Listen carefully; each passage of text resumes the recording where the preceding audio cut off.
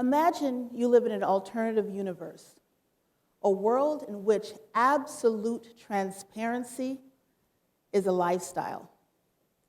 Nobody has a closet full of skeletons or waste time trying to hide their deepest, darkest secrets, because frankly, there are none. And that gripping fear you get from trying to maintain a perfectly curated image by suppressing all of the yucky, less desirable stuff from your life simply doesn't exist. Because in this world, you are who you are, and you've done what you've done. And there's no need to suppress, deny, or ignore the underbelly of your life. Here, mistakes aren't considered sources of embarrassment, ridicule, or shame. Human error isn't frowned upon. Your daily actions aren't predicated on your past transgressions, and therefore you're gifted with the ability to show up honestly, authentically, and most of all, unapologetically. Welcome to a beautiful place we lovingly call freedom. Well, too bad most of us will never know what it means to really be free, or for that matter, what freedom really feels like, because our daily actions are in contrast 100% to what I just presented. In our world, people do judge. They criticize, they mock, they ridicule, they find fault, and they will shame you all day long. Therefore, naturally, we begin to edit. We begin to present half-truths, slap on filters, and do everything humanly possible to prevent ourselves from being judged or feeling less than. And in that process, certain things start to happen. All of our deepest, darkest secrets begin to manifest and make way. You know, secrecy, it's the act of holding things back. We've all done things we're not proud of, every single one of us. In fact, in this room, there is someone who's cheated on a spouse. There's someone who's had a drinking problem. There's someone who's had one too many pills over the last couple of weeks because of a pain and decided it's no big deal. There's someone who's had a gambling problem. We've done things that we swore we'd never do, defining things, embarrassing things, things we judged others for.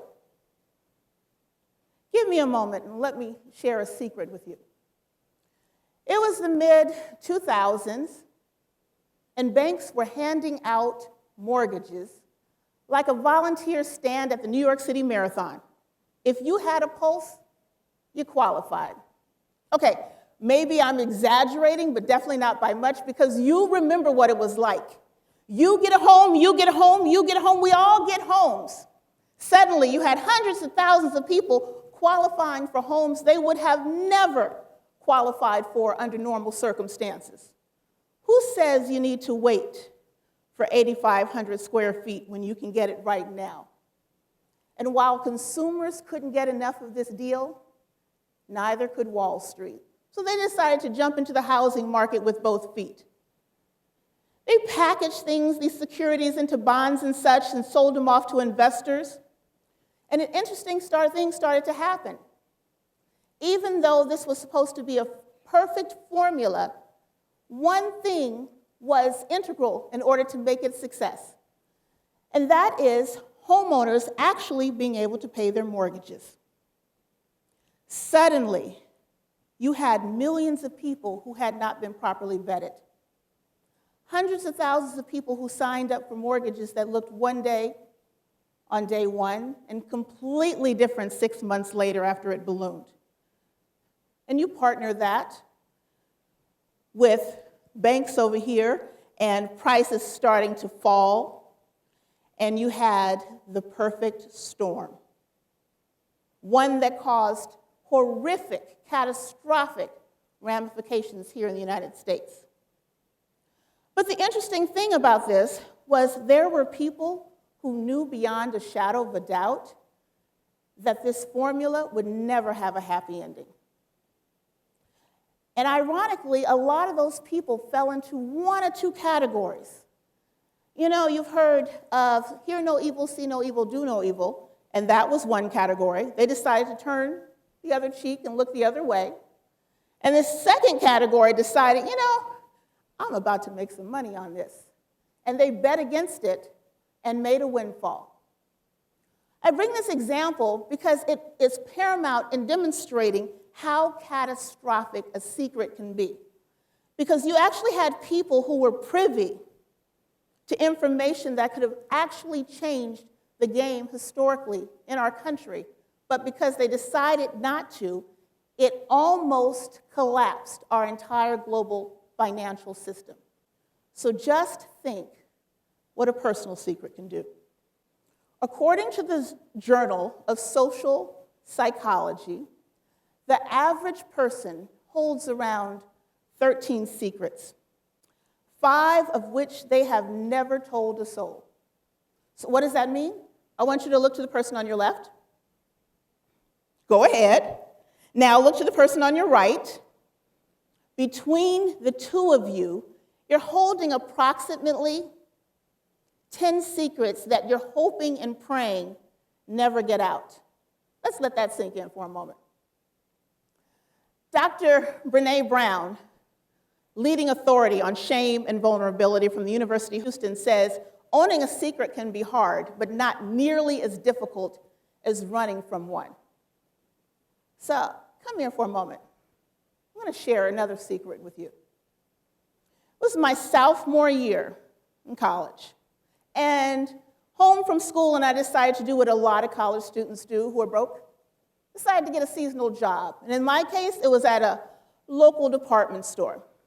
So they hired me and a couple of my friends, and the promise of a few weeks' worth of work, some really dope clothes, extra time was enough to make this girl pretty hype. About a week after starting, I began to notice something. Several of my colleagues were having their friends come in, and they were hooking them up. Translation, their friends would come in and buy certain things, and they would toss in a whole bunch of extra things that they had not actually paid for, also known as stealing. When I first saw this, honestly, I was floored. I was like, oh my God, are you kidding me? Who would do that? We get a discount. Are you serious? But it wasn't long before my once incredulous reaction morphed into, we're having conversations. Maybe we need to hook ourselves up too. Besides, it's a big store. Next thing you know, my friends and I are sitting around hashing out a game plan like Bonnie and Clyde. But here's the thing. None of us had ever done anything like this before. Translation. Our families would unleash holy hell if they ever found out we defamed the family name. In addition, all of us were on college break, which means we had a whole lot to lose if it didn't work out well. But guess what? That didn't stop us. So we got together, put together our game plan. The morning of the heist, I woke up sick as a dog. I jumped out of my bed and I ran into my bathroom and I threw up all over the place. Every single hair on my arm was standing at attention in fear. Butterflies were flying around my stomach at Mach 10 speed. And I knew beyond a shadow of a doubt that not only was this fundamentally wrong, it was the antithesis of who I was. And if that wasn't bad enough, I actually had to steal my mom's car while she was in bed asleep in order to even get to the mall. But here's the thing. It felt too late to stop. Things were already in motion. The others were already on their way. So what did I do? I got in the car, and I put it in drive. Now, earlier I mentioned that none of us had ever done anything like this for a reason. Because we weren't actually the smoothest of thieves. In fact, it was actually probably quite comical to the security guards behind who were looking at this foolishness. And it didn't take long, in fact, less than long, a few seconds, for us to step outside the store to be met with several police officers standing there ready to arrest us. The interesting thing is, I saw it coming a mile away, and I knew beyond a shadow of a doubt we deserved to be caught for that foolishness. Ironically, I only spent 3 hours in jail, was allowed to go back to school, do community service. But what I didn't know then is I would end up spending the next 25 years in a self-imposed prison, and I was the prison guard holding the key. That one incident changed the way that I looked at myself. I had done something that was fundamentally against my core value. Suddenly, I saw myself as someone lesser. It eroded my self-esteem, my self-confidence. Everything I was doing was to protect the secret.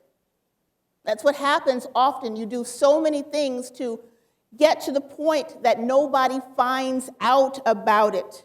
What I didn't know then, that I know now, is that actual freedom comes in being found out. I believe the world will never see you higher than you see yourself. And when any internal misalignment is happening, it literally shifts everything. And so I was stuck.